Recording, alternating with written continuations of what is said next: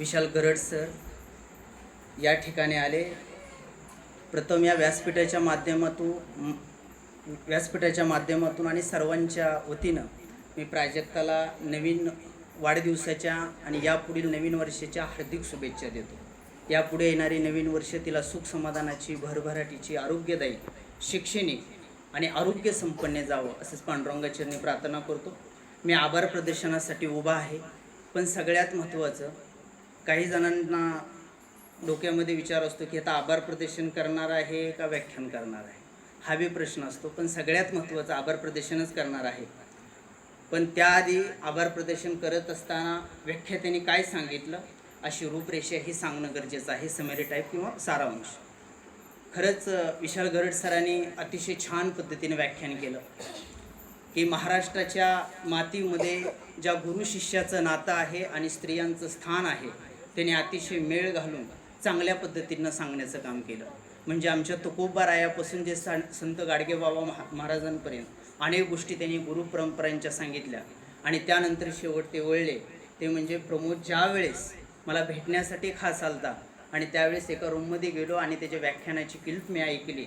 Sir असंच एक सांगतो तुम्हाला, प्राचार्य शिवाजीराव भोसले हे लहान होते आणि त्याचबरोबर त्यांचे गुरु म्हणून माटे सर होते. ज्या वेळेस ते रस्त्याने चलत असताना माटे सर म्हणायचे की तुला वक्ता व्हायचं असेल तर बोलत चल, मी ऐकत चलत आहे. तर त्याचबरोबर प्राचार्य शिवाजीराव भोसले हे माटे सरांना चलत असताना, फिरत असताना व्याख्यान देत होते आणि माटे सर ऐकत होते. म्हणजे साधारण गुरुला कधीही वाटत असतो की माझा शिष्य माझ्यापेक्षा मोठा असणं गरजेचं आहे. त्याच गोष्टी ही परंपरा महाराष्ट्राची आहे. त्याचबरोबर सगळ्यात महत्त्वाचं म्हणजे आमच्या महिलांचं वर्णन केलं, ज्या इरकली साडी घालून बसतात. पहिलं जाते असायची. आमच्या जनाबाईंची एक ओवी खूप छान आहे. म्हणजे तुमच्या हृदयाला हात घालतो आणि हृदय साधारणपैकी जे हृदयाचे कान करून ऐका. तुम्ही म्हणता सांग कोकाटे सर काय म्हणायला लागले, हृदय बाजूला काढायचं, त्याचे कान करायचं आणि ऐकायचं का? तसं काय करू नका, जास्त प्रमाणात टिकणार नाही.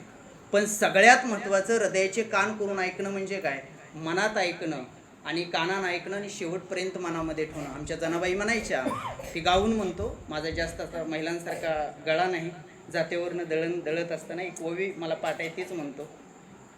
सुंदर माझे जाते ग फिरते भौतुके, सुंदर माझे जाते ग फिरते भौतुके, ओव्या गाऊ कौतुकाचे ये रे बाळ विठ्ठला, ये रे बाळ विठ्ठला, ये रे बाळ विठ्ठला.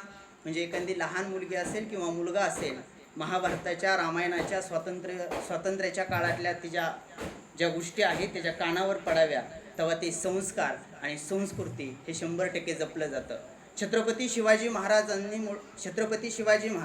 घडले, संभाजी महाराज घडले, पण या सगळ्यांमुळं ज्या गोष्टी झाल्या त्या म्हणजे राष्ट्रमाता जिजाऊंचं हे केंद्रबिंदू स्थान आहे असं म्हणायला हरकत नाही. महाराष्ट्राच्या मातीवर एक कविता अजरामर झाली जी मातीला अतिशय प्रिय ठरली. ते आमच्या प्राध्यापक प्रशांत मोरेंची कविता म्हणजे कशी आहे, त्याच्या आधी एक आमच्या इंद्रजित भालेरावांची एक कविता संलग्न, कथा भेटली कवितेला, अशा मी 3 कविता. शेवटचा कुठलाही कार्यक्रम गोड व्हावा, औपचारिकरित्या निरोप असतो पण तो गोड व्हावा हा सगळ्यात महत्त्वाचा आहे. ज्यावेळेस एखादी महिला, एखादी माऊली एखाद्या मुलाला जन्म देते, पण सगळ्यात महत्त्वाचं जन्म देते, पण त्या महिलेचा सुद्धा नवीन जन्म असतो हे विसरायचं काम नसतं. ते सगळ्यात महत्त्वाचं काय आहे, इंद्रजित भालेरावांची कविता.